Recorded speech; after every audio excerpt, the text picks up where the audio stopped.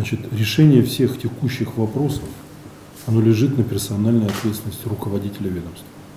И вы это прекрасно знаете. Решение тех вопросов, острых, наболевших, по которым уже родители обратились ко мне с этой просьбой, это вопиющий факт. Поэтому ваши решения о ваших подчиненных вы будете принимать на своем уровне. Значит, для того, чтобы ситуация не повторилась, в первую очередь я вам объявляю выговор. И это первое предупреждение по этой ситуации.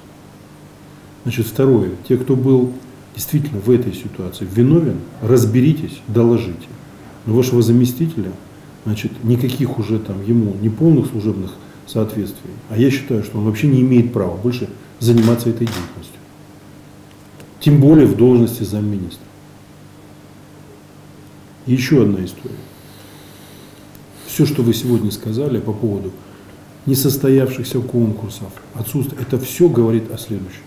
Низкий уровень подготовки тендерной документации, отсутствие, по сути дела, планов и понимание того, чем эта вся ситуация в результате может оказаться, в том числе для тех граждан, которые сегодня жизненно зависимы от этих препаратов. Управление отраслью и конечный результат – это, извините, связано с искусством предвидения. Я вас прошу в этой ситуации особо уделять этому внимание. Потому что планирование, понимание, знание ситуации на местах и четкое отслеживание всех проблемных вопросов дает картину полную для решения такого рода вопросов на перспективу. Если хотя бы еще раз я в этой ситуации от граждан получу информацию, что что-то не закуплено вовремя, я приму другие меры. Но думаю, что это уже будет без вас.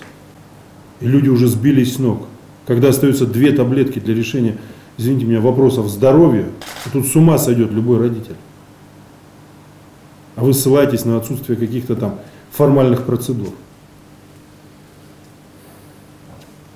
Значит, доложить мне о всех принятых мерах в кратчайший срок.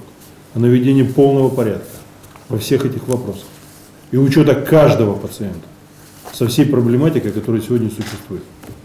И анализ текущей ситуации и будущих вопросов, связанных с лекарственным обеспечением. Вам все понятно? Есть, да.